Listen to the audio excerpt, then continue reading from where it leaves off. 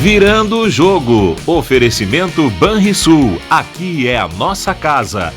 E Car House Toyota é na Car House. Incomparável. Muito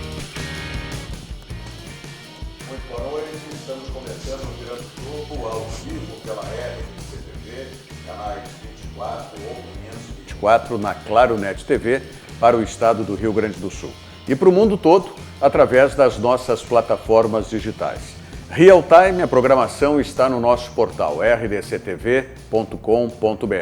Você acessa o portal, fica bem informado e também depois procura o ícone ao vivo. Acessando o ícone ao vivo, você vai estar conectado com o nosso player do portal com a programação Real Time da RDC-TV. E também as nossas redes sociais com live de todos os programas, como está acontecendo agora com o Virando o Jogo. Estamos no Twitter, no YouTube e também no Facebook. Para todos, basta que você digite RDC TV Digital. Eu queria só uma orientação também da nossa produção, porque nós não estamos rodando aqui no telão, né, os nossos patrocinadores. Então eu pediria que nós já, nesse começo de programa, onde eu faço a abertura exatamente, nós tenhamos aí a valorização dos nossos patrocinadores, dos nossos apoiadores. Tá certo? Bom, como estamos valorizando muito também os nossos convidados de hoje do programa, e eu já vou passar para o Tiago Rocha, a quem eu dou o privilégio de fazer sempre as apresentações dos nossos convidados. Boa noite, Tiago, tudo bem? Boa noite, Rogério, boa noite a todo mundo que nos acompanha aí nos canais da RDC TV. Hoje aí o Virando o Jogo recebe, primeiramente aqui, começando na minha ponta esquerda, a voz da Arena do Grêmio, colega também que trabalha na TVE, no TVE Esportes, também na Fundação Piratini, na FM Cultura, nosso colega Marcelo Bechter. Tudo bem, Marcelo? Tudo bem, Thiago, tudo bem, obrigado. Rogério, Clayton também, obrigado pela gentileza e pelo convite aqui, espero contribuir para o debate. A satisfação é nossa, tenha certeza, Marcelo. Obrigado. E também recebendo nesta noite de quarta-feira, Rogério, CEO de futebol aí, professor universitário, entendido aí futebol sul-americano, europeu também, uma visão bastante diferente do cenário do futebol brasileiro sobre gestão de futebol, o CEO de futebol, Clayton Fernandes. Tudo bem, Clayton? Boa noite, tudo bem? Tiago, Rogério, Marcelo, aos que nos assistem, obrigado pelo convite.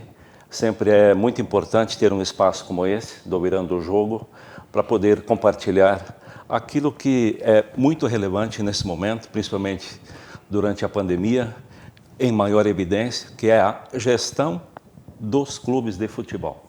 Muito importante nesse momento em que o futebol está retomando, se não a sua normalidade, mas as suas atividades, não é? O professor Clayton Fernandes esteve conosco justamente naquele momento, Tiago, que a gente fazia pelas plataformas digitais. Home office. Home office. Nós ficamos 2 meses assim com a programação. E agora também estou saudando aqui que o professor Clayton está ao vivo conosco aqui, presencialmente, no Virando o Jogo. E, aliás, quero já agradecer muito a sua gentileza de me presentear com este livro, com um exemplar deste livro, Profissional de Alta Performance, como alavancar a carreira e obter mais resultados na sua vida, não é? Que é este livro aqui. Queria que falasse inicialmente um pouco sobre esse livro, que é um livro a várias mãos, é isso? São vários articulistas. Correto, Rogério. É um livro a convite da Literary Books, editora com sede em São Paulo, Europa, Ásia, e que convidou 35 coautores, dos quais sou um. O meu capítulo é o 3º, e eu faço uma analogia do futebol para o mundo corporativo. Profissional de alta performance, como alavancar a carreira e obter mais resultados na sua vida. Especificamente, o capítulo 3º, aliás, quero lhe agradecer muito a gentileza, não é, da sua dedicatória aqui, e eu fico lisonjeado, né, pelo elogio que me faz aqui. Não sei se sou merecedor de tanto, não, professor. Muito obrigado. É merecido, com certeza. Deixa eu chegar no capítulo 3º aqui. Capítulo 3º, aqui. 343, a tática dos profissionais de alta performance. Essa é a analogia feita de dentro de campo para o mundo corporativo. Mas também faz vice-versa isso, né? Faço, Rogério, porque, na verdade, os profissionais, eles cada vez mais têm que ser de alta performance. E com o advento da pandemia, isso evidenciou mais ainda. Então, independentemente de segmento de atuação, seja no mundo corporativo, seja no mundo esportivo, gestão pública, no segmento educacional, é importante que os profissionais eles estejam preparados, se preparem cada vez mais para, junto com a função que exercem e respectivas atribuições inerentes a essa função, para que possam realmente desenvolver a sua função dentro de um nível elevadíssimo. Por isso que de alta performance.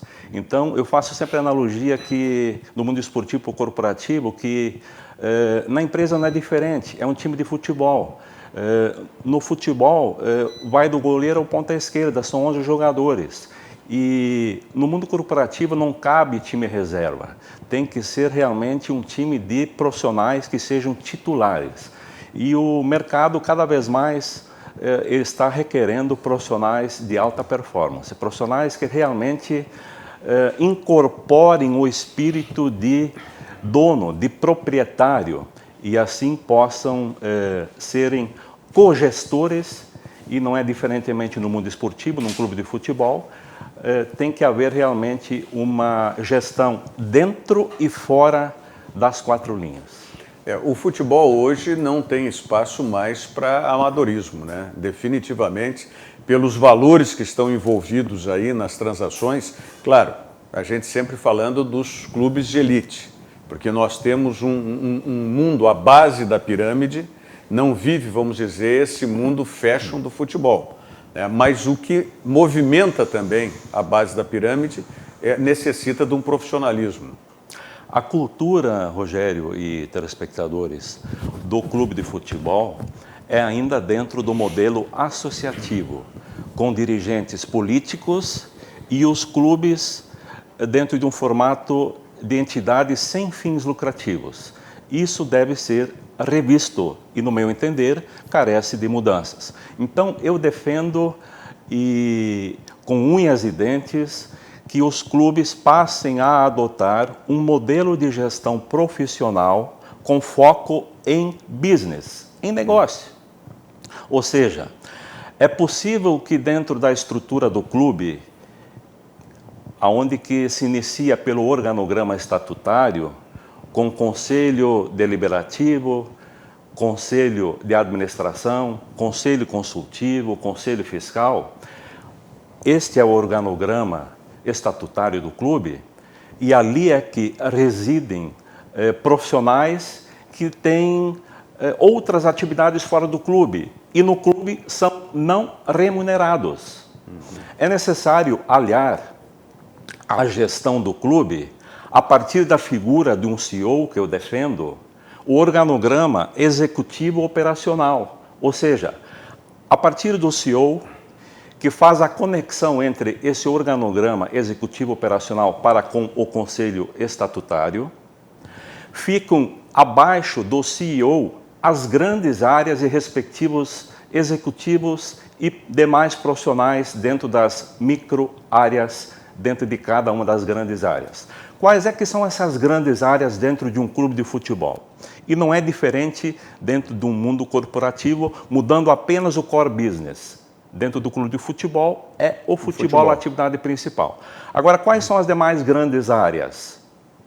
Administração e planejamento, jurídico, controladoria, finanças, marketing e o core business, que é o futebol. Aí, o clube vai funcionar com estes dois organogramas que devem ser inseridos dentro do desenvolvimento de um planejamento estratégico e orçamentário. E que, a partir da figura do CEO, que faz a conexão entre executivo e estatutário, esse planejamento estratégico orçamentário ele é executado dentro do clube. Pois é, mas aí eu fico questionando, será que dentro desse modelo que a gente tem hoje, dos clubes serem associações, né, e o Marcelo está fazendo... Esse o teu questionamento também, Marcelo, por favor? Eu fico... é ideal o que ele fala, o Clayton fala. Só que às vezes eu me questiono, essa é uma realidade, é possível transferir para o Brasil, né? A gente consegue imaginar isso nos Estados Unidos, talvez na Europa, na América do Norte, mas eu acho tão difícil isso no Brasil, tendo realidades como o Cruzeiro, por exemplo, que a gente tem uma realidade, ou até mesmo muitas vezes a maneira como ocorrem eleições, os clubes, como os clubes, acontecem essas questões, muitas vezes existe até a política geral, né? A política geral, política partidária. Partidária dentro dos próprios clubes, entende? Não tô desmerecendo essa questão, eu acho que, né? Mas isso acontece, como transferir essa realidade para o Brasil, né? Que com esse modelo que a gente tem. Né? Muito boa contribuição, Marcelo. Me permite falar o seguinte. No futebol brasileiro, nós já temos clubes que estão trabalhando de 5 anos para cá, são poucos ainda, dentro desse formato que eu defendo. Organograma estatutário, institucional. Essas figuras dos conselhos, esses profissionais que estão há muito tempo no clube, eles cuidam da parte política e o CEO, a partir do organograma executivo, executa com os demais profissionais o organograma executivo operacional através do planejamento estratégico orçamentário. Times como aqui do nosso lado, o Grêmio, já tem a figura do CEO. Foi o primeiro clube do Brasil a contratar um CEO, o Gustavo Zanchi, que o Grêmio trouxe na gestão atual do presidente Romildo Bolzan, da Eliane de Criciúma, e que hoje, inclusive, é o assessor da diretoria. Hoje, o CEO do Grêmio é o Carlos Amodeu. Tem CEO também no Flamengo, tem CEO no Bahia, no Fortaleza, no Atlético Paranaense.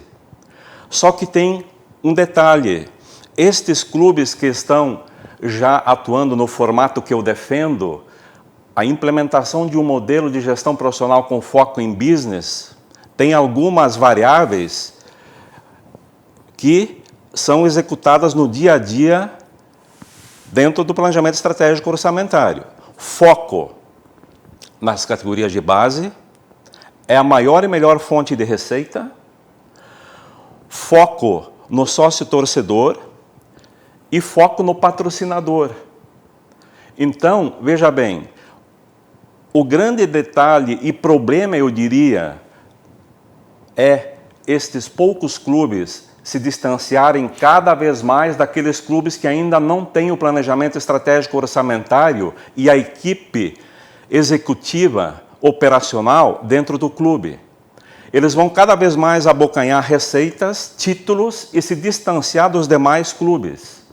Então, esse modelo, ele começou a partir do Flamengo em 2013, na época com o então presidente Eduardo de Mello, quando ele resolveu, através da consultoria do CEO da época do Barcelona, Ferran Soriano, trazê-lo ao Brasil e, através dessa sua consultoria, implementar um modelo de gestão profissional com foco em business.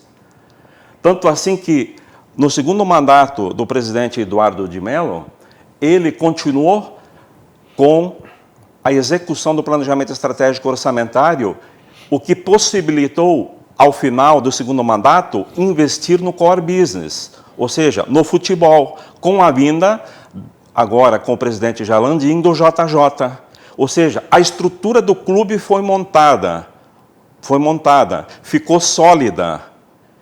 É o que faz e fez, continua fazendo o Grêmio, o Bahia, o Fortaleza. São clubes que a gente pode ver também, o CAP, que estão com melhor performance e resultado dentro do Campeonato Brasileiro. Por quê? Porque já tem dentro do próprio planejamento estratégico orçamentário estabelecido o modelo de jogo. Modelo de jogo que vai desde as categorias de base até o profissional. Isto implica dizer o quê? definido, estabelecido o modelo de jogo do clube, a partir de uma enquete feita junto aos conselhos, junto aos sócios torcedores, de que jeito, de que forma eles gostariam e querem ver o time jogar, a partir disso, isso influencia na contratação de comissão técnica e demais profissionais do futebol, influencia no recrutamento e seleção de jogadores, desde as categorias de base e na contratação de jogadores para o time profissional.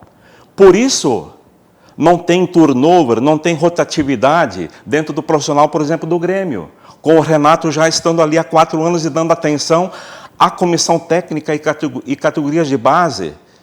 E por isso que tanto aproveitamento e destaque de jogadores no profissional, e com uma venda, por exemplo, que nem o Cebolinha, por 125 milhões, é um recurso e tanto que o clube vai reinvestir no futebol, nas categorias de base e no profissional. Agora a gente precisa também ter dentro disso,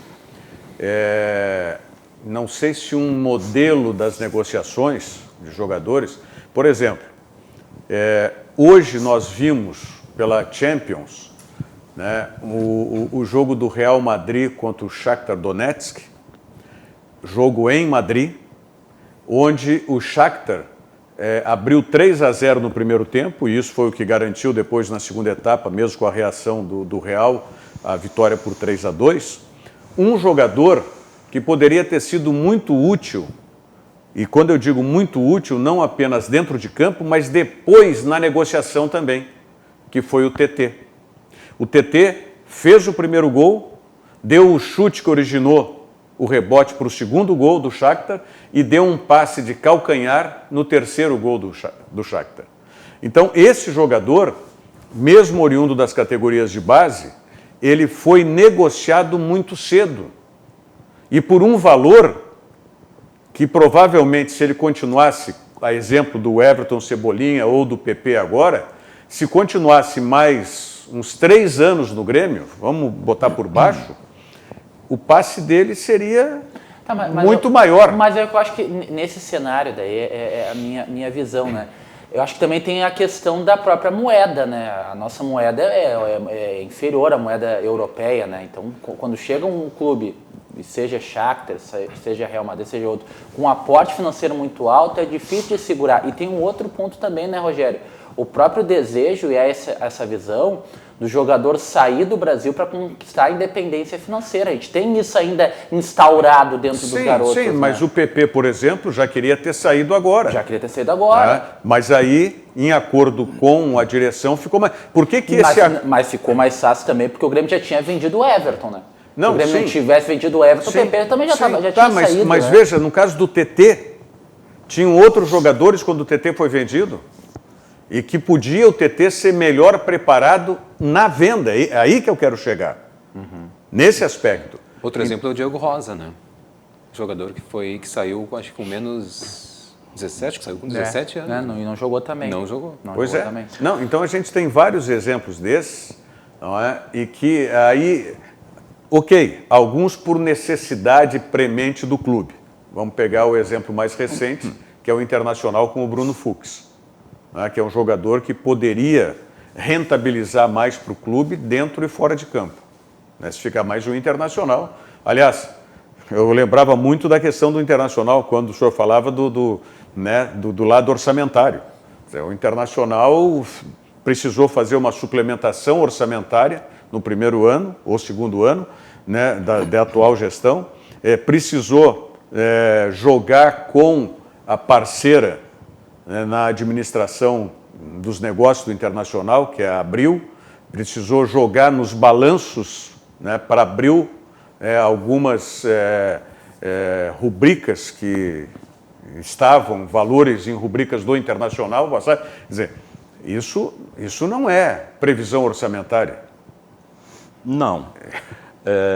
O correto, Rogério, é que o clube faça o planejamento estratégico orçamentário, que é o quê? Estabelecer objetivos, metas, métricas, a visão. Só que tem que começar do princípio que é o quê? Fazer um diagnóstico. Antes de começar o desenvolvimento do planejamento estratégico, que o CEO encabeça e depois apresenta desenvolvido para aprovação dos conselhos, é preciso fazer um diagnóstico em todas as áreas, em termos de pessoal, onde é que o pessoal está alocado, qual é o salário, o que fazem, qual é a situação financeira do clube, de receitas, de dívidas, que tipo de dívidas. É preciso ter esse diagnóstico, área por área, levantada, ou seja, passada até hoje. O que isto vai trazer para o clube? Uma radiografia completa do estágio do clube, em todos os níveis. Aí, isto tem que inserir e tratar no planejamento estratégico orçamentário. Descrever e quantificar. Inserir, junto com o passado, através do diagnóstico, o dia a dia. Quanto que custa o nosso dia a dia? O que já está avançado, já está estabelecido, definido, que importa dispêndio de pagamento de folha com o jogador? Tem que definir. Eu sou a favor disso, defendo isso. Tem que definir limite de gastos de salário para a base, para o profissional. E, ainda num terceiro nível, tem que projetar o futuro, visão. Então, planejamento estratégico orçamentário, passado dentro do planejamento estratégico, presente e futuro. Tudo isto, o que vai levar a diretoria, através do Conselho de Administração, o Conselho, junto com o CEO, a decidir? Falta recurso? A despesa está muito alta? O passivo, a dívida com o banco, como é que está? A negociação com o jogador, como é que está? Tem um problema sério de clubes com o jogador que fizeram um contrato sem hedge. O que é isso? Utilização de câmbio, o Thiago falou há pouco, utilização da moeda euro, dólar, sem trava. Não foi isso que aconteceu com o Internacional agora? Sobre qual caso? Com o Eduardo Cudê? Tu tem uma trava da moeda?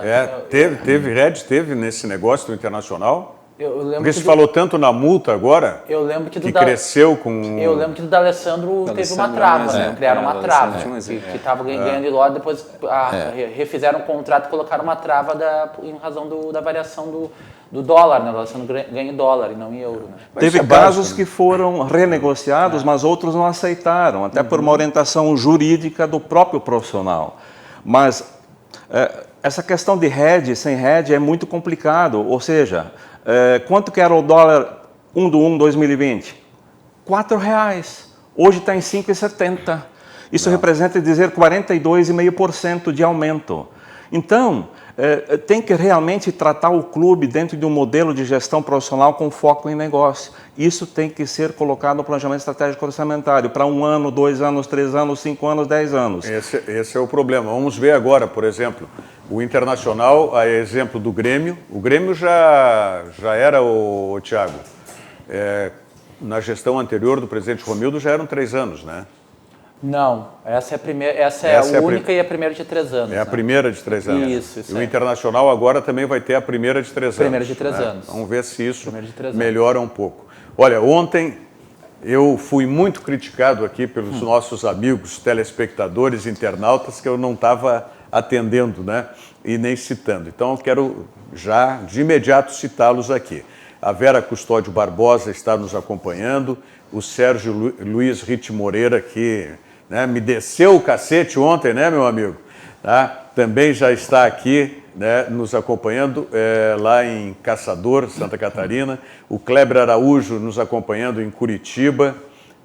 O Edilson Amorim, dizendo o programa é bom, muito obrigado. Cris Clavijo dizendo grande Rogério.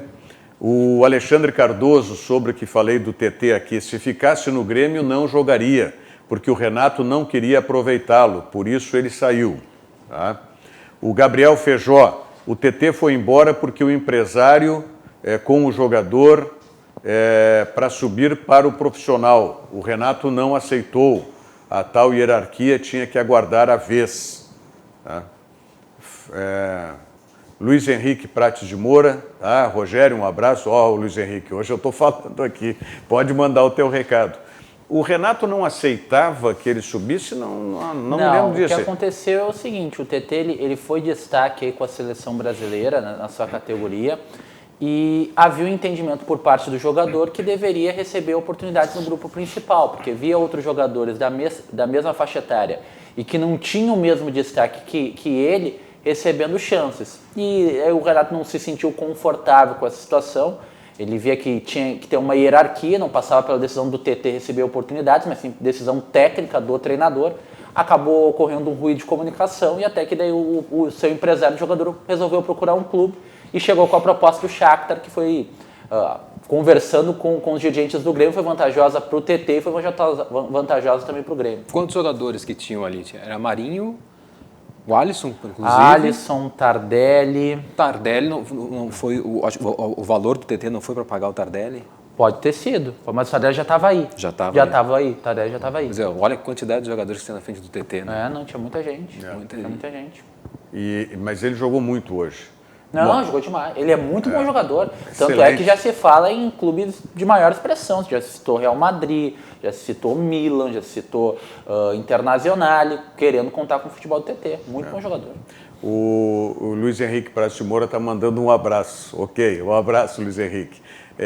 Ismael Krauser Rasch. É verdade que o Lucas Lima está de saída do Palmeiras, ida ao Grêmio, será? Ouviu alguma coisa sobre isso? Acho pouco provável, já, porque já tem números realizados no Campeonato Brasileiro. Só jogaria Libertadores e Copa do Brasil.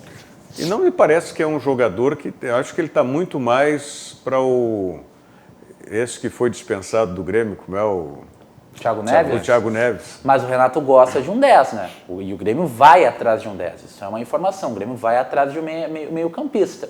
Mas eu acho que até pela limitação de jogos do Campeonato Brasileiro, não sei se seria o nome do Lucas Lima.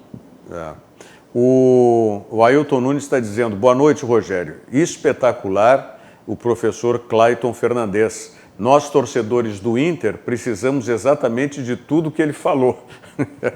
Diz aqui o Ailton Nunes. Bom, vamos continuar discorrendo sobre esse assunto e vamos falar do futebol dentro de campo, porque, afinal de contas, amanhã nós temos a dupla Grenal envolvida na Libertadores da América. E também é tema de discussão a transmissão ou as transmissões dos jogos de Grêmio Internacional. Agora, não podemos, diante de tudo isso, mesmo que nos incomode, ficarmos aí promovendo e incentivando a pirataria, nas imagens.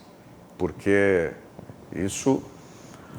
Desculpem os colegas que eu ouvi falando sobre isso, mas no meu entendimento, inadmissível que nós profissionais, que temos a responsabilidade e também vivemos com o futebol ou do futebol, dos assuntos do futebol, tenhamos esse tipo de comportamento publicamente através dos nossos veículos de comunicação, incentivar a pirataria.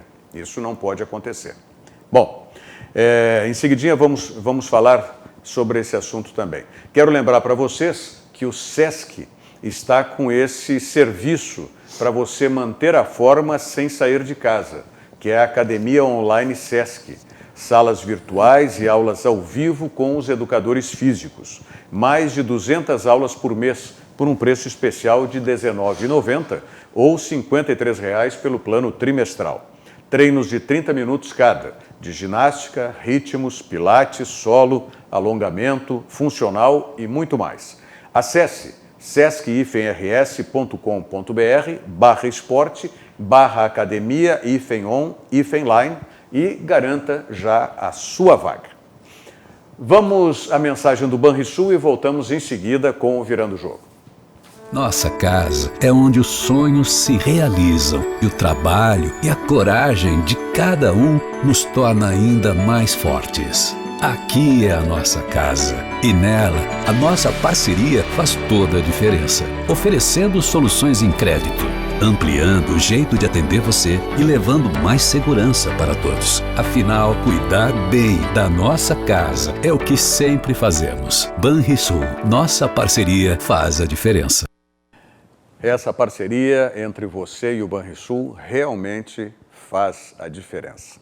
E olha, uma parceria que nós temos aqui também muito importante é a do Santo Antônio, né? Restaurante, churrascaria, aliás, como eu digo sempre, a primeira churrascaria do Brasil, né? Em 1935, quando foi transformado o Santo Antônio, que era um restaurante criado pela avó Concetta, né, um restaurante italiano, de influência italiana, como era a dona Concetta e o seu Antônio, e o seu Antônio e a dona Concetta transformaram em 1935, por ocasião da comemoração do centenário da Revolução Farroupilha, o Santo Antônio em churrascaria. E depois vieram esses filés que são consagrados aí no Brasil todo, os filés incomparáveis, inigualáveis do Santo Antônio. Você pode pedir agora já, 3222-3130. 3222-3130 é o telefone da teleentrega do restaurante e churrascaria Santo Antônio, que fica na Dr. Timóteo 465. Tá certo? Bom, falando de, olha aqui, mas hoje eu vou atender todo mundo, viu, Thiago? Acho bom. Vou procurar atender todo mundo aqui. Sérgio Luiz Rit Moreira, tô contigo, não dá. Tô contigo. É ele e o Luiz Henrique, que né, me desceram o cacete ontem. O Fernando Sommer, ó, parabéns ao Thiago pela sua atitude. Saiu na hora certa. Manicômio não é pra Que ti. isso? Não é isso, gente. Não. Apenas objetivos diferentes nesse momento. Não, e o Thiago estava muito bem, valorizado, inclusive, lá Exato. na Rádio Grenal, mas teve aí uma perspectiva, no momento já algo bem concreto, né? E uma perspectiva futura, né, que é muito importante para a carreira dele. Então, como profissional, ele decidiu. Agora, se foi na hora, como diz o Fernando Sommer, não sei. Cabe cada um. Mas daqui a pouco eu e a Rádio Granada se encontramos de novo, não tem problema nenhum. O Marcos Aurélio Bludder, como é a pronúncia correta do sobrenome Marcos Aurélio? Bledor. Marcos Aurélio Bledor. O Dunga não tem o sobrenome também? Parece Bledor. Bledor. Ele diz, boa noite. No Grêmio, será que ocorreu um planejamento nas últimas contratações? É o que ele pergunta. E manda um forte abraço para o professor Clayton. Tá? Obrigado. O Sérgio Luiz Rit Moreira dizendo, esse senhor seria a peça importante para o Internacional. Tá? O Luiz Antônio Malman, boa noite, Rogério. Se o Grêmio precisa de um 10, Ronaldinho está solto. Cara, verdade. Tá bom, Luiz Antônio. Eu não li antes, né? Fui direto. Abraço. Aí o Ismael Rasch está respondendo aqui, o Ronaldinho não nos serve, tal, né? Que aí é o debate que fazem os telespectadores através do próprio Facebook, fazem entre eles. O Joaquim Milanese, boa noite, abraço, Clayton, daqui de Cachoeira do Sul. Obrigado. Dando um abraço. E o Luiz Henrique está dizendo aqui, Luiz Henrique Praz de Moura, que a tua atividade agora, tu trocar, não é para ser goleiro, né? Como assim, né, para ser goleiro? De certo ele está achando que tu é frangueiro. Não. Ontem a gente empatou na pelada da imprensa, 6-6. 6-6. Mas quem contra quem? Só ruim contra ruim? Quem aí? É só ruim contra ruim? Aliás... Eu não fui, né? Aliás... Marcelo Salzano fez o primeiro gol à volta ao futebol. Daí fecha a imprensa mesmo. Daí não tem jeito, né?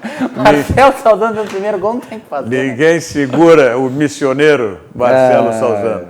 Bom, por falar em Marcelo, vamos acompanhar aí a palavra do Marcelo Lomba, goleiro do Internacional, uma das lideranças do Internacional, sobre o momento que vive a defesa do Internacional, porque a defesa do Internacional, mesmo mudando várias peças, falamos há pouco do Bruno Fux, que saiu, era o Moledo ano passado, saiu o Bruno Fux, veio o Zé Gabriel, às vezes joga o Moledo, né, e mudam as laterais, e a defesa vem dando uma resposta positiva.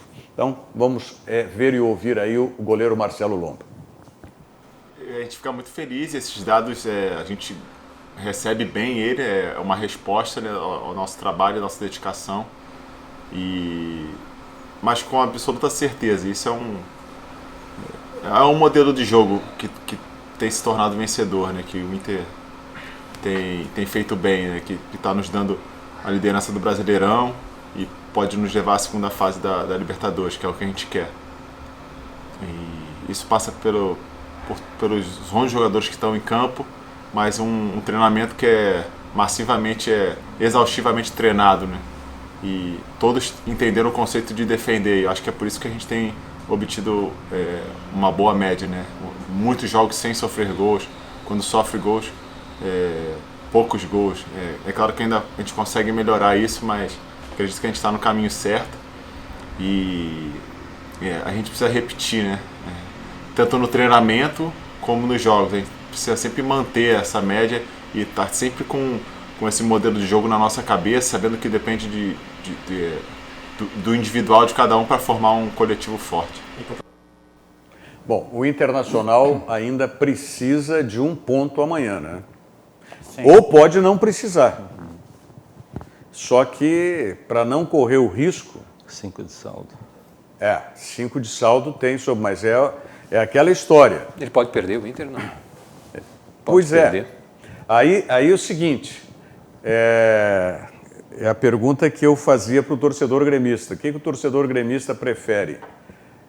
O Grêmio entre os primeiros nessa fase de classificação ou o Internacional eliminado da competição? Sabe? Acho que amanhã o Renato vai para poder ganhar amanhã, eu acho. A escalação, pelo menos, é uma dúvida que eles têm, mas eu acho que até em virtude do Alisson ter saído, essa acho que é a maior dúvida ali. Até acho que contribuindo com a discussão, quando tu falaste do TT, né? Por exemplo, amanhã não seria ideal, por exemplo, colocar o Ferreirinha para jogar? Vamos assim, considerando, vamos fazer a base, né? Jogar talvez o Ferreirinha. Pois é, mas e aí vem justamente esse questionamento que eu faço. O Grêmio poderia usar o jogo de amanhã, qual é a importância do jogo de amanhã para o Grêmio? Primeiro lugar, né? E garantir um jogo... No quê? Primeiro lugar dá vantagem para as próximas fases, joga o segundo em casa. Tem que ver a pontuação se o Grêmio consegue ser o primeiro ainda de todos. Não, acho que não. O Santos vai ser primeiro de todos. Santos vai ser primeiro. O River Plate também está numa situação parecida com a do Grêmio, né? Não terminou em primeiro no grupo, o River Plate. O River Plate não está com... Deixa eu puxar aqui, mas acho que o River Plate sim. Palmeiras também está na frente. Palmeiras está na frente, exatamente.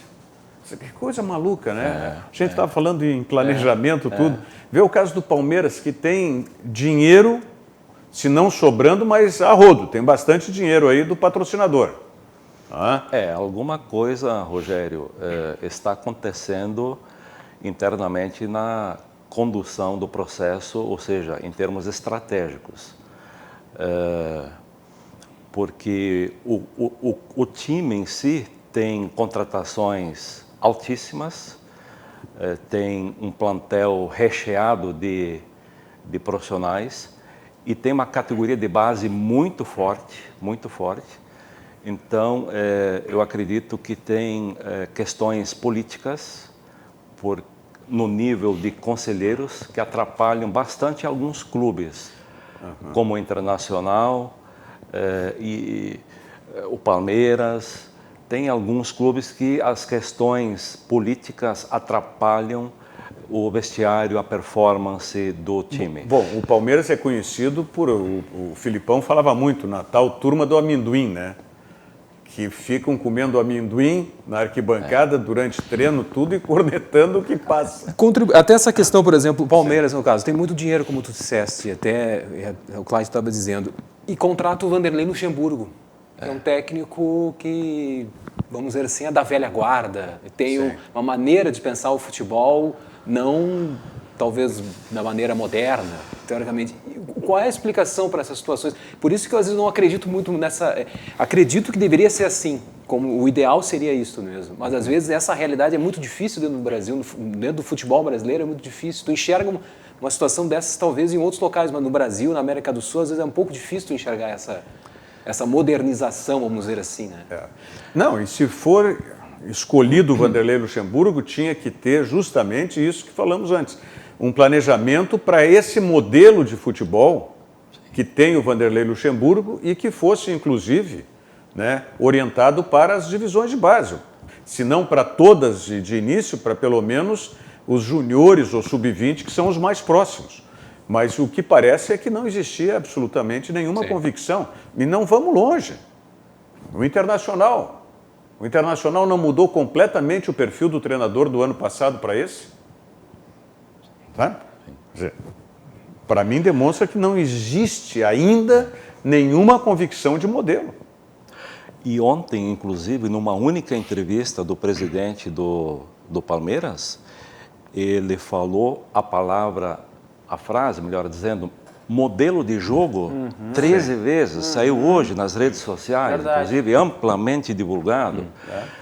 Ou seja, depois de tantos anos, tantos títulos e com um plantel tão farto que dá inveja para a maioria dos clubes, né, da Série A, se fala agora em modelo de jogo, na 17ª rodada do campeonato. Então, isso, na minha forma de leitura, é problema no planejamento estratégico dentro da atividade principal de um clube, no caso o futebol, que não foi devidamente trabalhado, desenvolvido no início da temporada. Contratações altíssimas, com salários altíssimos, ok, mas tem patrocinador, sim, que garante. Sim, mas e se fosse aproveitado melhor, se fossem aproveitados melhor esses recursos nas contratações? Contratações pontuais, comissão técnica pontual, dentro de um modelo de jogo que, evidentemente, pelo discurso do presidente, não existe. Não existe, nem nas categorias de base, nem no profissional do Palmeiras. E isso é um exemplo clássico do que ocorre junto aos demais clubes do futebol brasileiro. Não existe modelo de jogo que deveria estar inserido no planejamento estratégico orçamentário, e vou mais além, Rogério, Thiago, Marcelo e quem nos está assistindo. Planejamento estratégico orçamentário tem que ter dentro dele organograma estatutário e executivo. Tem que ter dentro dele o modelo de jogo. E tudo isto tem que ser colocado, inserido, aprovado pelo Conselho Deliberativo de Administração, Consultivo, Fiscal. Tem que ser inserido, defendo isso veementemente, tem que ser inserido no Estatuto Social, para que a cada 2, 3 anos de troca de diretoria não haja perda de continuidade do processo, da execução do planejamento estratégico orçamentário. Troca a diretoria. Isso acontece no mundo corporativo. Eu trago isso muito do mundo corporativo, onde eu fui CEO de grupos econômicos no Brasil e no exterior. Sai o Clayton, depois de 5 anos de CEO, entra o João.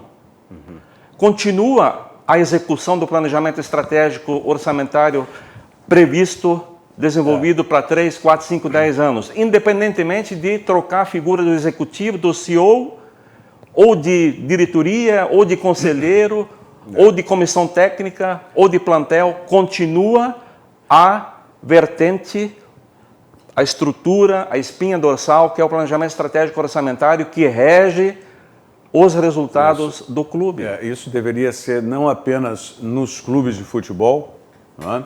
Mas deveria ser também no setor público.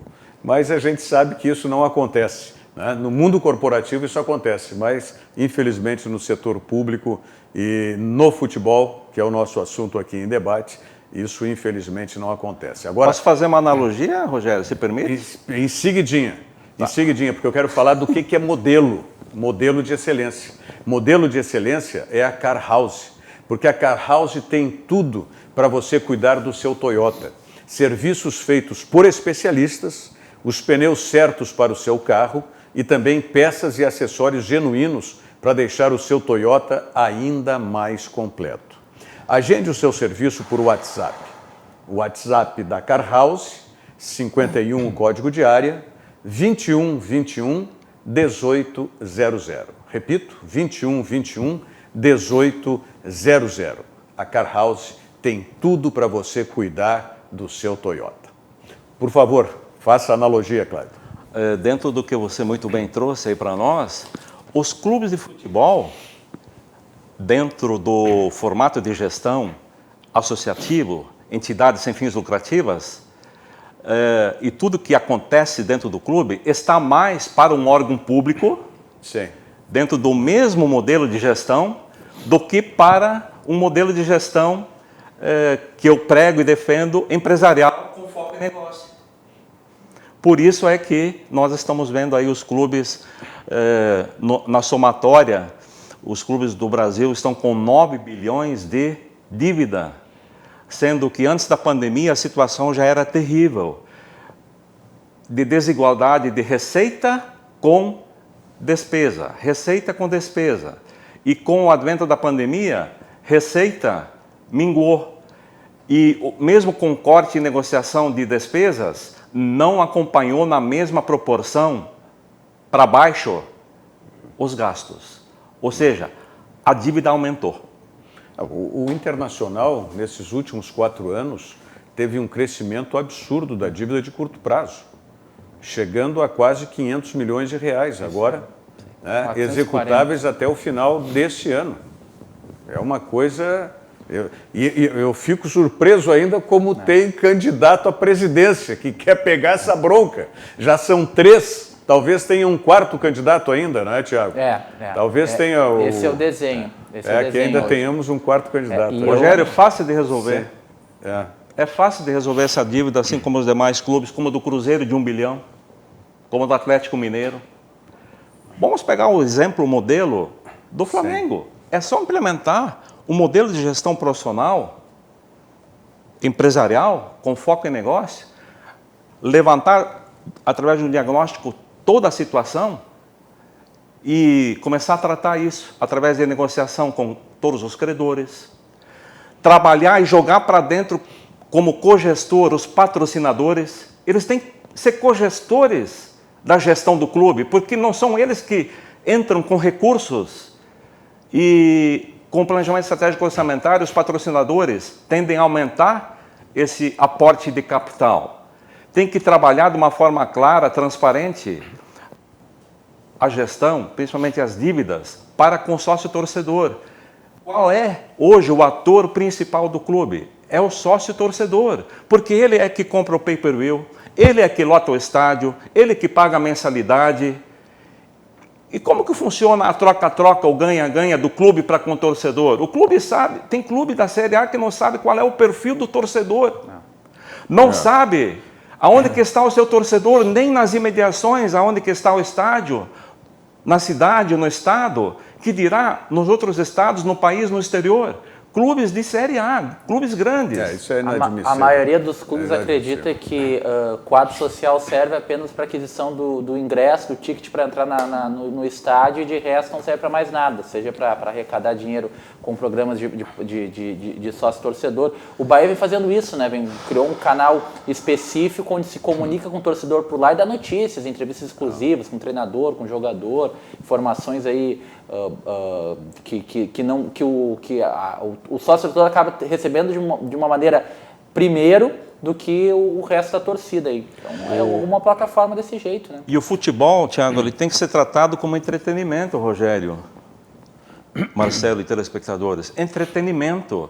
Tem que ter rigidez na gestão, com planejamento estratégico orçamentário, mas não pode esquecer o core business, o futebol, a paixão. Não pode esquecer a paixão. Logo, o clube tem que ser tratado como empresa para obtenção de lucro de resultado, e esse lucro-resultado tem que ser reinvestido na atividade principal, aliás, que é o futebol, na contratação de 2, 3 jogadores. Aliás, hoje eu li um artigo muito bom, foi me passado pelo... Quem é que me mandou esse artigo? É do Jorge André Avancini, que foi marketing do Internacional, do Bahia, inclusive, né? O Paulo Afonso Pereira. O Paulo Afonso Pereira, que é o presidente da CPA, Associação Comercial de Porto Alegre, me passou esse artigo, onde o Jorge André enfoca justamente, né, esse tripé. Paixão e emoção, que estão ligados, mas tem uma diferenciação, tá? E a razão, né? Que esse tripé é que tem que compor as ações no clube de futebol. Aliás, ações, por exemplo, que o Banrisul está fazendo, não é? A Banrifest, a pulseira de pagamento por aproximação do Banrisul, ganhou uma opção de cor em homenagem ao Outubro Rosa. Peça já a sua no app Banrisul Digital, no menu Meus Cartões. Válido para os cartões Banrisul Visa e Mastercard. Banrifest, a pulseira de pagamento por aproximação do Banrisul, está homenageando o Outubro Rosa. Vamos à mensagem do Zafari e voltamos em seguida para o segmento final do Virando o Jogo. Vamos colocar o Jeromel analisando aí também esse momento do Grêmio. Um instante só. Bem cedinho, os Schneider encontram a Estrela e a Duquesa, que produzem um leite fresquinho e nutritivo que a Laurinha sempre encontra quando vai no Zafari. A novidade é que, de uns tempos pra cá, o maridão aprendeu a fazer panquecas maravilhosas. E mais, virou malabarista. A vida acontece quando você se encontra. E a gente se encontra no Zafari. Hoje eu fui no Zafari do Boulevard Assis Brasil. Aliás, a minha mulher disse, pô, o que tu tem todo dia aqui no Zafari? Já está gerando uma desconfiança esse negócio aí. Eu digo, tá bom. Não, mas eu gosto, né, sempre de conhecer todas as lojas do Zafari. O Luiz Antônio Malma, de Cruzeiro do Sul, diz, há tempo precisávamos de uma programação daqui, só São Paulo e Rio de Janeiro não dá. Né? O Luiz Rodrigo, quantos da base tem no Grêmio? Aliás, sobre esse assunto, jogadores de base, jogadores vindos de fora, é que o Jeromel faz uma análise aí, né, da oscilação que o Grêmio teve no começo, né, agora principalmente na volta da pandemia. Né? Vamos ver o Jeromel. Começou depois da pandemia, a gente teve um pouquinho de instabilidade, é verdade, conseguimos ganhar um título gaúcho, mas já estamos classificados para a Libertadores, ainda com uma rodada de antecedência, estamos aí na oitava de final da Copa do Brasil, e o clima aqui sempre foi de muita tranquilidade por parte da direção, por parte do Renato, que passou para nós jogadores, porque ele confia no trabalho dele, a gente confia na gente, só que também temos que ser realistas, não estamos jogando um futebol que o Grêmio vem jogando nos últimos anos. E os resultados não estavam vindo, e além dos resultados não virem, a gente não estava fazendo o que a gente estava acostumado a fazer. Então, claro que o Renato cobrou a gente, treinou a gente, trabalhamos nesse sentido de melhorar, de evoluir, e a gente viu que de um ano para cá, a gente nos últimos 5 meses, no tempo que parou a pandemia, a gente não conseguiu jogar, não conseguiu treinar adequadamente, só fizemos treinos físicos, e está sendo um ano um pouco atípico. E isso fez com que a gente tivesse momentos de instabilidade. Mas também tem muitos jogadores novos que chegaram. Teve um jogo que eu estava assistindo, se eu não me engano, contra o Curitiba, contra o Santos, e tinham 9 jogadores que não estavam aqui o ano passado. Então, essa fase de transição demora um pouco para os jogadores entenderem o que o Renato quer, saberem como que a gente joga, mas a gente tem tudo para... A gente está numa crescente agora, espero que a gente cresça agora na reta que mais importa. É exatamente isso. Lembra que eu falei aqui no programa, né, que o Diogo Barbosa, o Luiz Fernando e também o Everton, eles ainda não tinham encaixado naquilo que eu chamei de DNA, mas vamos dizer que seja o estilo de jogo que o Renato quer para o Grêmio. Sim. Né? E isso realmente demanda um tempo. E esse dado que traz o Jeromel, que num jogo tinham 9 jogadores, talvez incluindo aí os reservas, mas 9 que não estavam no grupo no ano anterior.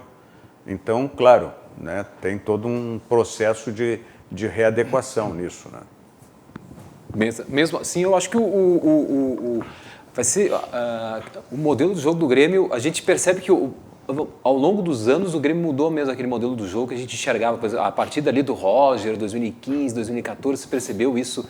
Se começou a ver esse modelo do jogo, como tu disseste aí, né? Eu não sei se, e até quando o Renato faz 4 anos e pouco, atualmente eu não consigo enxergar muitas vezes, em alguns momentos, em alguns jogos, se o Renato tentou implantar esse modelo do jogo em jogadores que ele esperava mais, por exemplo, 2017, 2016, que era o modelo de jogo com aqueles jogadores que tu enxergavas ali, e atualmente eu não sei se é possível, muitas vezes, ele conseguir implantar esse mesmo modelo de jogo com os jogadores atuais, entende? Essa é uma dificuldade. Bom, para encerrar o programa, temos 1 minuto, a história do Facebook, né? É uma negociação feita pela Confederação Sul-Americana de Futebol. Estrategicamente, para a Conmebol, deve ser interessante. Né? Os jogos de quinta-feira são pelo Facebook. exclusivamente. Não sei até quando vai esse contrato, por quantos anos é. Mas essa é uma tendência, né? Sim. Eu diria assim, isso é uma ação de marketing e que, com o advento da pandemia, está requerendo nos clubes com que o departamento de marketing tenha ações efetivas no sentido de trazer recursos, interagir e fazer engajamento com seu sócio torcedor e trazer realmente recursos para que possa suprir aquela desigualdade que há para com os gastos. Então, o departamento de marketing hoje, junto com o de finanças, com certeza são os dois departamentos vitais, mais importantes e que tem que interagir, conversar o tempo inteiro dentro do clube. Agora tem fatos positivos também, né? Para a TV Educativa, por exemplo, que retransmite a programação da TV Brasil, né? O jogo da seleção brasileira teve transmissão da TV Educativa. Brasil e Peru, né? Brasil e Peru. E sabe-se lá se não vamos ter outros jogos também, porque é de obrigação legal, inclusive, de que a TV estatal passe. Foi inesperado, na verdade, né? Hein? Foi inesperado, na verdade. Foi uma correria para transmitir. Mas que, de qualquer maneira, né, como a Rede Globo não tinha uma TV aberta e a legislação brasileira, né, obriga que, existindo a TV estatal, né, faça a transmissão. Então, para a TV Educativa, né, Marcelo? Foi importante, Foi a maior audiência da TV Brasil, até, nos casos. Da TV Brasil e da TV Educativa. Da TV Educativa. Também? Naquele momento.